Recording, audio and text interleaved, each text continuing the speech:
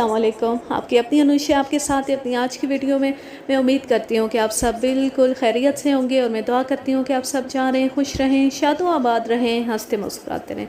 मैं आपको सुना रही हूँ रिटायर्ड डीएसपी मलिक सफ्तर हयात की एक कत्ल केस रुदात जिसका नाम है शादी मर्ग।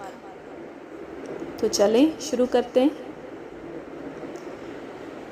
सुल्तान मेरे सामने बैठ चुका तो मैंने पूछा, क्या बात है सुल्तान, बहुत पुरजोश नज़र आ रहे हो।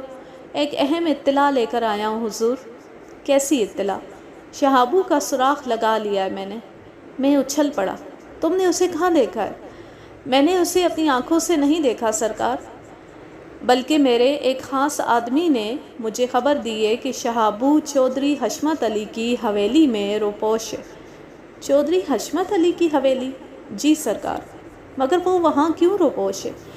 इन चौधरियों और बड़े ज़मींदारों का सारा कारोबार इन्हीं लुटेरों, बदमाश किस्म के लोगों और कातिलों के बलबूते पर चलता है। मुसीबत के वक्त शहाबू जैसे लोग अपने पुश्त पनाहों की हवेलियों ही में पनाह ढूंढते हैं। पुलिस को शहाबू की तलाश है और शहाबू पुलिस की आंखों में धूल झोंकता फिर रहा है। मैंने कहा, सोच लो सुल्तान, कोई गड़बड़ ना हो जाए। चौधरी हशमत कोई आम आदमी नहीं है। हम दनदनाते हुए उसके घर में दाखिल हो जाएं। मुझे उसकी हवेली की तलाशी के लिए खसूसी तैयारी करना पड़ेगी। कहीं तुम्हारे मुखबर की इत्तला गलत साबित ना हो जाए। सवाल ही पैदा नहीं होता जनाब।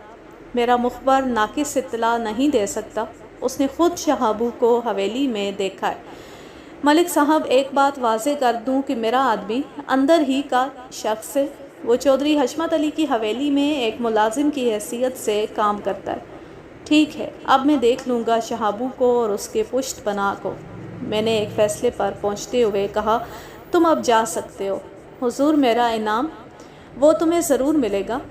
पहले मुझे शहाबू को गिरफ़्तार कर लेने दो। जैसे आपकी मर्ज़ी सरकार। उसके रुखसत होने के बाद मैंने घड़ी में वक्त देखा तो मुझे मायूसी हुई। उस वक्त दिन का 1 बज रहा था।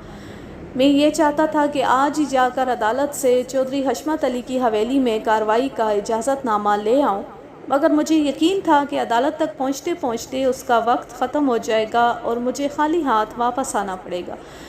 मैंने मायूसी को ख़ुद पर तारी नहीं होने दिया और एसआई मोहम्मद एजाज को अपने कमरे में बुलाकर दीगर ज़रूरी इंतज़ाम करने लगा। चौधरी की हवेली पर छापा मारने के लिए हमने कोई दर्जन भर आदमियों का इंतखाब कर लिया जो सादा लिबास में हवेली को चारों तरफ से घेरे रहते। हवेली के अंदर कार्रवाई के लिए सिर्फ मुझे और मोहम्मद एजाज ही को घुसना था। अगले रोज़ सुबह ही सुबह मैंने जाकर अदालत से सर्च वारंट हासिल कर लिया। फिर मैं और एजाज चौधरी हशमत अली की हवेली की जानिब रवाना हो गए। सादा लिबास जवानों को हमने 1 घंटा कबल भेज दिया था और वो पूरी तैयारी के साथ हवेली के चारों तरफ मौजूद थे। ये इंतज़ामात मैंने इसलिए किए थे कि अगर शहाबू ने किसी खुफिया रास्ते से हवेली से फ़रार होने की कोशिश की तो उसकी इस कोशिश को नाकाम बनाया जा सके। हम दोनों इस वक्त वर्दी में मलबूस थे। चौधरी हशमत इस वक्त हवेली ही में था और बैठक में बैठा लोगों से बातें कर रहा था। हमारी आमद से उसे ज़रा सी भी परेशानी नहीं हुई। उसने खुशदिली से हमारा इस्तकबाल किया, हमें बैठने के लिए कहा और हमारी आमद का मकसद पूछा। मैंने कहा, हम यहाँ बैठने के लिए नहीं आए, शहाबू को हमारे हवाले कर दें। शहाबू का नाम सुनकर उसके चेहरे पर एक लम्हे के लिए तग़य्युर नमूदार हुआ, मगर दूसरी लम्हे वो चेहरे के तासरात पर काबू पाकर बोला, मलिक साहब आप तशरीफ़ तो रखें, ज़रा हमें खिदमत का मौका तो दें। मैंने खड़े खड़े कहा, चौधरी साहब, हम यहाँ अपनी खिदमतें करवाने नहीं आए, शहाबू को लेने आए। आप खामखा हमारा वक्त ज़ाया ना करें। मेरे अंदाज़ ने उसे तकलीफ़ तो बहुत पहुँचाई थी, मगर वह ज़ब्त करके बोला, आप बैठें तो जनाब। मैंने बदस्तूर खुश्क लहजे में कहा, चौधरी साहब आप कानूनी मामलात में रुकावट डालने की कोशिश कर रहे हैं। वो भरी बैठक में अपनी तौहीन के एहसास से तिल मिला कर रह गया। वो कोई आम आदमी नहीं था जो पुलिस वालों के रौब में आ जाता, मगर मैं भी उन पुलिस वालों में से नहीं था जो चौधरियों के रौब में आ जाते हैं। अचानक चौधरी के तेवर बिगड़ गए। वो बोला, शहाबू को कहीं और जाकर तलाश करें मलिक साहब, मेरा उससे क्या ताल्लुक़? ताल्लुक़ भी पता चल जाएगा चौधरी, ज़रा शहाबू तो हाथ आ जाए।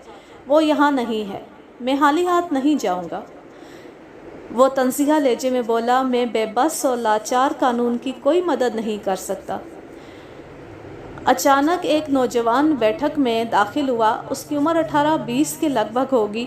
چودھری حشمت علی کو ہمارے ساتھ گرما گرمی کرتے دیکھا تو حیرت بھرے لہجے میں پوچھا، یہاں کیا ہو رہا ہے ڈیڈ؟ وہ نوجوان چودھری حشمت کو ڈیڈ کہہ رہا تھا۔ اس سے یہ بات تو واضح ہو گئی کہ وہ چودھری کا بیٹا تھا۔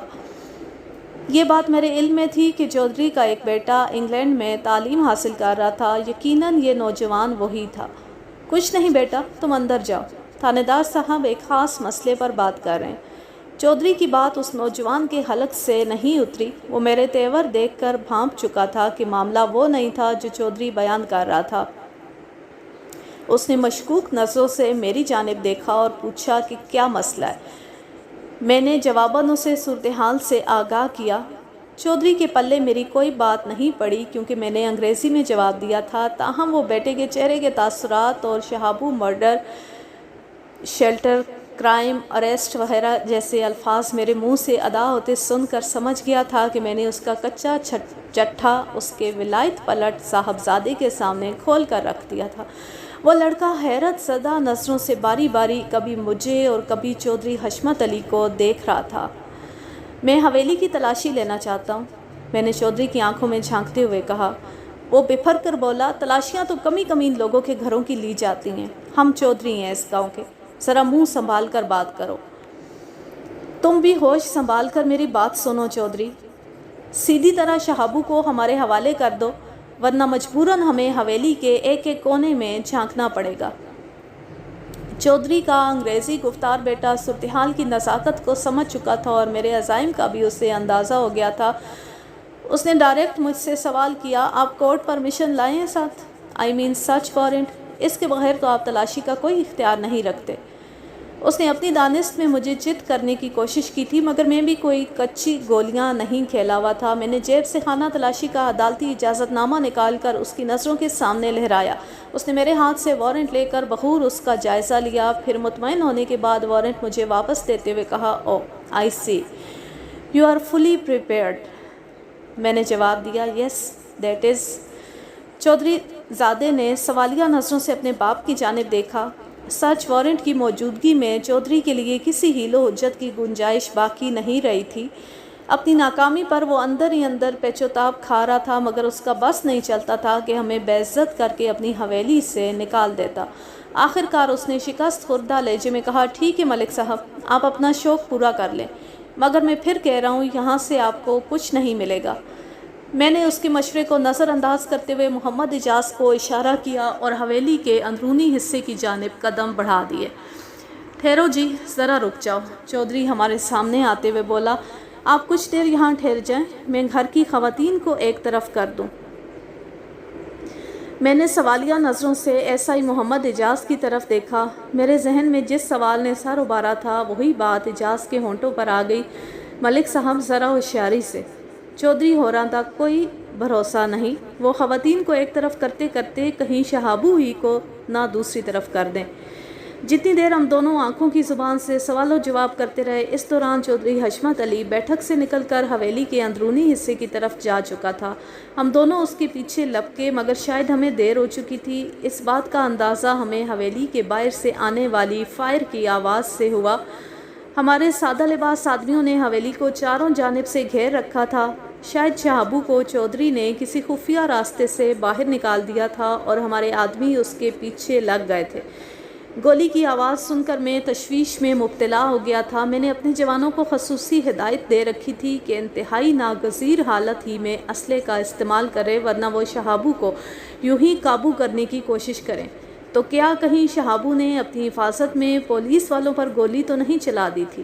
اندر کی جانب قدم بڑھاتے ہوئے میں اچانک رک گیا۔ میں نے محمد اجاز سے کہا، باہر کوئی گڑبڑ ہو چکی ہے، ہمیں فوراً وہاں جانا چاہیے۔ ہم تیزی کے ساتھ بھاگتے ہوئے حویلی سے باہر آ گئے۔ حویلی کے گیٹ کے پاس موجود پولیس والا ہمیں دیکھتی دوڑ کر ہمارے پاس آ گیا۔ کیا ہوا ہے؟ یہ فائر کی آواز کیسی ہے؟ وہ حویلی کے عقبی حصے کی طرف اشارہ کرتے ہوئے بولا، ادھر ہوا ہے جی فائر۔ اس کی بات ختم ہوئی تھی کہ ایک اور فائر ہوا۔ یہ آواز نسبتاً زیادہ فاصلے سے آئی تھی، مگر سمت وہی تھی، یعنی حویلی کا عقبی حصہ۔ میں ایسا ہی اجاز کے ساتھ بھاگتا ہوا حویلی کے عقبی حصے کی طرف پہنچا۔ وہاں سادہ لباس کانسٹیبلوں نے اپنے ایک ساتھی کو تھام رکھا تھا اور اس کا بازو شدید زخمی تھا، خون بھل بھل نکل رہا تھا۔ میرے استفسار پر ایک کانسٹیبل نے بتایا وہ مسلح ہے جناب۔ اس کا اشارہ مفرور شہابو کی طرف تھا۔ وہ جیسے ہی حویلی کے پچھلے حصے سے برآمد ہوا ہم نے اسے قابو کرنے کی کوشش کی۔ منظور علی تو تقریباً اس کے سر پر پہنچ چکا تھا مگر اس مردود نے آؤ دیکھا نہ تاؤ فوراً منظور پر فائر کر دیا۔ جب تک ہم دونوں اپنے ہتھیار برآمد کرتے شہابو نے کھیتوں کی جانب دوڑ لگا دی۔ باقی لوگ کدھر ہیں؟ فائرنگ کی آواز سن کر سب اسی طرف چلے آئے تھے۔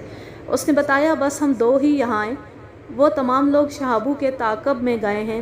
ہم زخمی منظور کے پاس رک گئے تھے، تم اسے فوراً اسپتال پہنچاؤ۔ اوکے سر، انہوں نے بیک زبان کہا اور زخمی سپاہی منظور کو تانگے میں ڈال کر شہر کی جانب رواں ہو گئے۔ کھیتوں کی جانب سے ایک اور فائر کی آواز آئی۔ ہم نے کھیتوں کی طرف دوڑ لگا دی۔ میں نے دیکھا مسلح پولیس فورس مکئی کے کھیتوں میں داخل ہو رہی تھی۔ میں نے چیخ کر انہیں ایسا کرنے سے روک دیا۔ ٹھہر جاؤ، کوئی کھیت کے اندر نہ جائے بلکہ اس کھیت کو چاروں طرف سے گھیر لو، شہابو کے فرار کے تمام راستے مسدود کر دو۔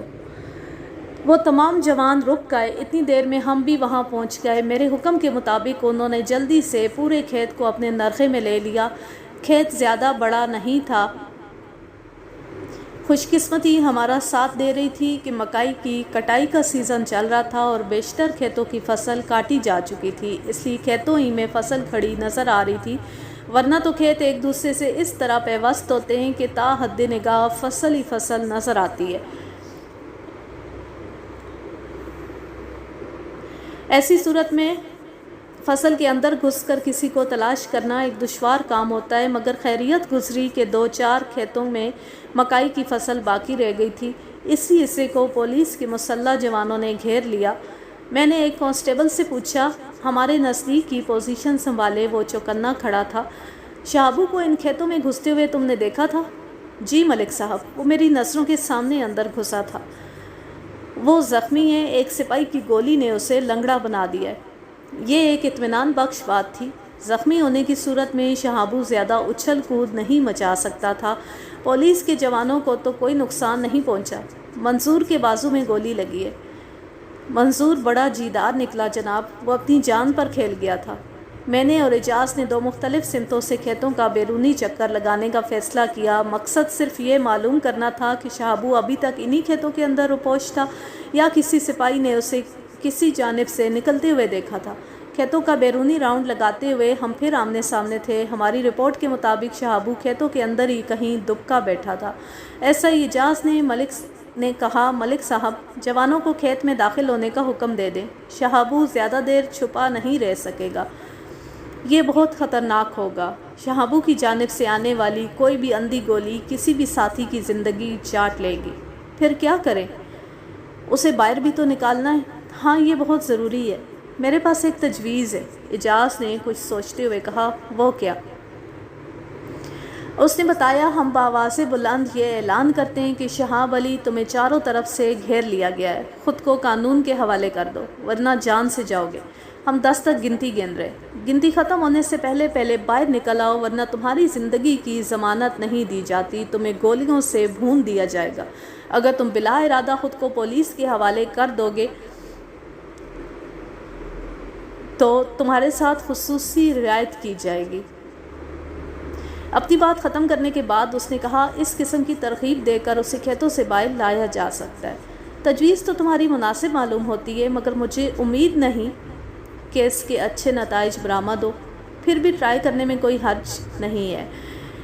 میں نے اجازت دے دی۔ بلند آواز میں بولنے والے نے ایک سپاہی سے یہی اعلان منوعن کروایا گیا، پھر اس اعلان کو وقفے سے کئی بار دہرایا گیا مگر شہابو کے کان پر جوں تک نہ رینگی۔ اجاز نے کہا، اب کیا کریں ملک صاحب؟ ایک تجویز میرے پاس بھی ہے اور مجھے یقین ہے کہ وہ نہایت ہی مؤثر ثابت ہوگی۔ میں ایسا ہی اجاز کا افسر تھا، میرے پاس اس سے زیادہ اختیارات تھے، میں کوئی بھی قدم اٹھانے سے پہلے اس سے اجازت لینے یا مشورہ کرنے کا پابند نہیں تھا، لیکن میں اپنے ماتحتوں کے ساتھ ہمیشہ دوستانہ رویہ رکھتا تھا اور ذرا سی بات میں ان سے صلاح لیا کرتا تھا۔ محمد اجاز نے میری بات سنتے ہی فوراً سوال کیا، کیا تجویز ہے ملک صاحب؟ کھیتوں میں آگ لگا دی جائے، مگر اس طرح تو بہت نقصان ہو جائے گا۔ ایک قاتل، چور اور ڈکیت کو گرفتار کرنے کے لیے اتنا نقصان تو کیا جا سکتا ہے۔ جب کھیت دھڑا دھڑ جل رہے ہوں گے تو شہابو کے پاس گرفتاری دینے کے سوا کوئی چارہ نہیں ہوگا۔ بات تو آپ کی دل کو لگتی ہے، بس تو پھر ٹھیک ہے، اور یہ کام ہم دونوں ہی کریں گے۔ تمہارے پاس ماچس تو ہوگی؟ جی ملک صاحب، کبھی کبھی سگریٹ نوشی کی عادت بھی باعث رحمت ثابت ہوتی ہے، میں نے سادگی سے کہا۔ وہ جھینپ گیا۔ محمد اجاز سگریٹ تو پیتا تھا مگر میرے سامنے نہیں۔ وہ میرا احترام کرتا تھا اور مجھے اپنا بزرگ سمجھتا تھا۔ میں نے اس کی خفت مٹانے کے لیے کہا، چلو ایک طرف سے تم شروع ہو جاؤ اور دوسری طرف سے میں کام شروع کرتا ہوں۔ میں نے ماچس کھول کر اس کی آدھی تیلیاں اس کی جانب بڑھا دیں، پھر ڈبیا کو بھی 2 حصوں میں اس طرح پھاڑ ڈالا کہ مسالے والا ایک ایک حصہ ہم دونوں نے لے لیا۔ چاروں طرف سے آگ لگنی چاہیے، ذرا احتیاط سے۔ قدرت پوری طرح ہمارا ساتھ دینے کے لیے تیار تھی۔ اس وقت ہوا بالکل بند تھی، ورنہ کھلی جگہ پر آگ جلانا مشکل ہو جاتا ہے۔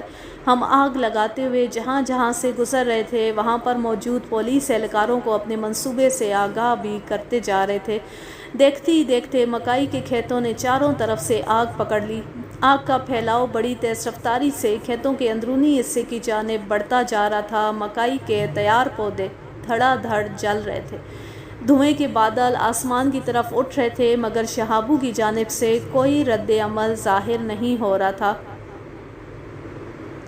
ایک لمحے کو تو مجھے شک گزرا کہ شہابو سرے سے ان کھیتوں میں موجود ہی نہیں ہے، مگر اسی وقت میرے کانوں میں اس کی چیختی ہوئی آواز آئی، میں آ رہا ہوں، مجھے زندہ مت جلاؤ، میں خود کو قانون کے حوالے کر رہا ہوں، خدا را اس آگ پر قابو پالو۔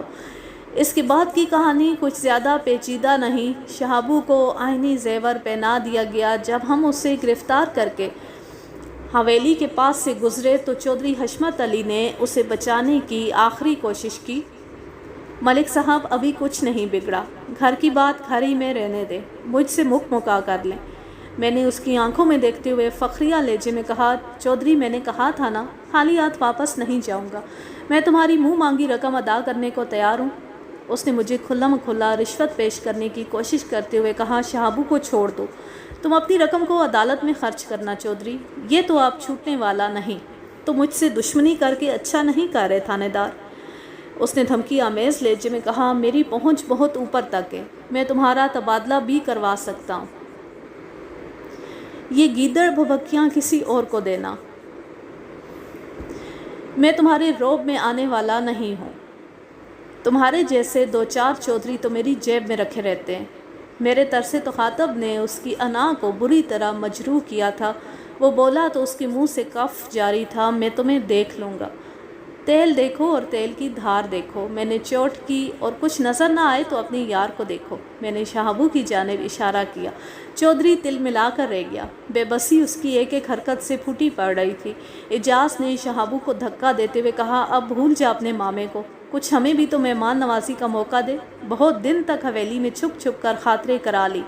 جب ہم تھانے پہنچے تو شام کے 5 بج رہے تھے۔ میں نے شہابو کو 2 ہٹے کٹے کانسٹیبلوں کے حوالے کیا اور کہا، اسے ساری رات جگاؤ، ایک لمحے کے لیے بھی سونے نہیں دینا، اور وقفے وقفے سے اس کا مزاج بھی پوچھتے رہو، میں صبح اس سے ملاقات کروں گا۔ وہ شہابو کو لے کر چلے گئے۔ زخمی منظور اسپتال سے واپس آ چکا تھا۔ گولی نے اس کے زخم کو زیادہ نقصان نہیں پہنچایا تھا، ہڈی مجروح ہونے سے بچ گئی تھی۔